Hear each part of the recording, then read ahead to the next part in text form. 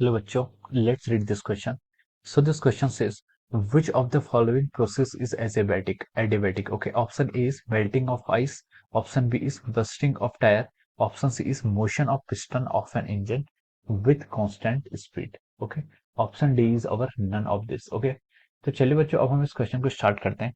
तो देखिए बच्चों इस क्वेश्चन का की कॉन्सेप्ट आप क्या लिख सकते हैं। जिस क्वेश्चन का जो आपका की कॉन्सेप्ट है वो हमसे पूछा गया कि कौन से प्रोसेस की आपकी एडियाबैटिक प्रोसेस है। ठीक है, which process is our adiabatic process. ठीक है, तो देखिए बच्चों एडियाबैटिक प्रोसेस होती क्या है। एडियाबैटिक प्रोसेस का मतलब होता है ऐसी प्रोसेस जिसमें आपका जो डीक्यू होता है वो क्या होता है, जीरो होता है। डीक्यू क्या है, डीक्यू मतलब आपका सिस्टम पर आपका ना ही कोई हीट बाहर से एब्जॉर्व होती है, ना ही ये हीट को क्या करता है, कोई लॉस्ट करता है। ठीक है, तो जो हीट लॉस्ट या फिर हीट गेन क्या होता है आपका जीरो के इक्वल होता है। Such types of process is called our adiabatic processes. ठीक है, इन प्रोसेस को हम क्या बोलते हैं, आपकी एडियाबैटिक प्रोसेस बोलते हैं। ठीक है, अब देखिए अब हमसे बोला गया कि बताना है कौन सी प्रोसेस क्या है आपकी एडियाबैटिक है। तो ठीक है स्टार्ट करते हैं इसमें। ठीक है, ऑप्शन ए में इसने बोला कि मेल्टिंग ऑफ आइस। ठीक है, तो देखिए जो आपकी आइस मेल्ट होती है, आइस मेल्ट क्या होती है, देखिए मेल्ट जब होता है आपका, ठीक है, आइस में दो फिनोमेना होते हैं। एक तो होता है उसका टेम्परेचर इंक्रीज होगा जिसके कारण वो आपकी क्या होगी, डिग्री टेम्परेचर आपका क्या होगा, डिक्रीज होगा। ठीक है, जिसके कारण मेल्ट होने लगती है। ठीक है, लेकिन जब आपका मेल्टिंग का फिनोमेना होता है, ठीक है, मेल्ट का जो फिनोमेना होता है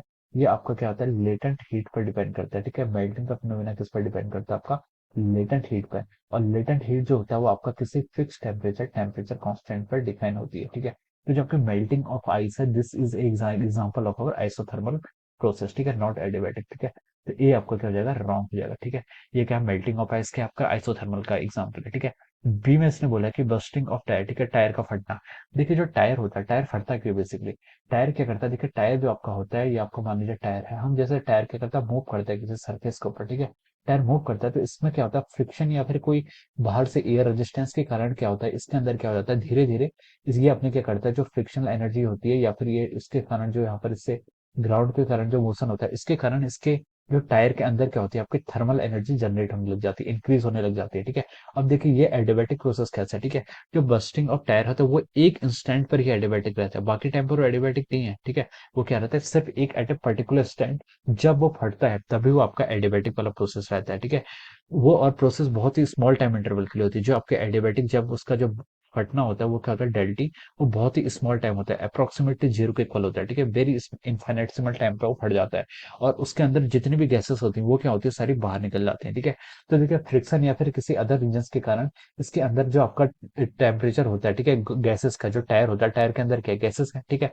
टायर इतना टाइटली होता है तो कि बाहर को तो कोई गैस जाती नहीं है। ठीक है, तो डेल क्यू क्या लेते हैं, हम जीरो लेते हैं उस इंस्टेंट पर जब आपका टायर फटता है। ठीक है, तो अंदर बहुत ज्यादा हॉट गैसेस बन जाती हैं इसके। ठीक है, जैसे फ्रिक्शन के कारण बहुत ज्यादा हॉट गैसेस इसके अंदर डेवलप हो जाती हैं और उसके कारण किसी एक पर्टिकुलर टाइम पर, ठीक है, जो कि टाइम बहुत स्मॉल होता है, ये टायर क्या होता है, सडनली आपका ब्रस्ट हो जाता है, टायर क्या हो जाता है, सडनली आपका फट जाता है। ठीक है, और इस टाइप की जो प्रोसेस होती है, ठीक है, वो क्या होती है, आपकी एडियाबैटिक प्रोसेस होती है। ठीक है, डेल क्यू इजिकल टू हम क्या डिफाइन करते हैं, आपका del U plus del W. ठीक है, अब देखिए डेल क्यू क्या होता है, इस प्रोसेस में आपका जीरो होगा, जीरो होगा तो हम क्या लिखेंगे यहाँ से, del U is equal to minus of our del W. ठीक है, तो देखिए जितनी आपकी टायर के अंदर की गैसेस की एनर्जी होती है उसी एनर्जी के कारण क्या होता है, आपका टायर क्या हो जाता है, फटता है। ठीक है, तो हम लिख सकते हैं यहाँ से जो आपका डेल यू आ रहा है वो डेल यू की वैल्यू किसके इक्वल आ रही है, वो डेल यू की वैल्यू आपकी माइनस डेल डब्ल्यू के इक्वल आ रही है, क्योंकि टायर क्या करता है, सडनली काइनेटिक एनर्जी को गेन कर लेता है और इसके अंदर की जितनी भी गैसेस होती हैं, जो आपकी वार्म गैसेस होती हैं, उनकी थर्मल एनर्जी किस में कन्वर्ट हो जाती है, काइनेटिक एनर्जी में।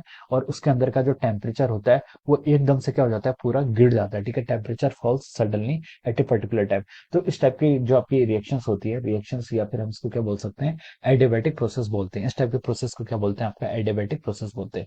तो bursting of tyre is an example of our adiabatic process. Okay, option C में ने बोला कि motion of a piston of an engine with constant speed. ठीक है, कांस्टेंट स्पीड से आपका जो पिस्टन है वो मूव कर रहा है। ठीक है, ये किस टाइप की एडियाबैटिक प्रोसेस है, तो this is again not an adiabatic process, ये कि आपकी एडियाबैटिक प्रोसेस नहीं है।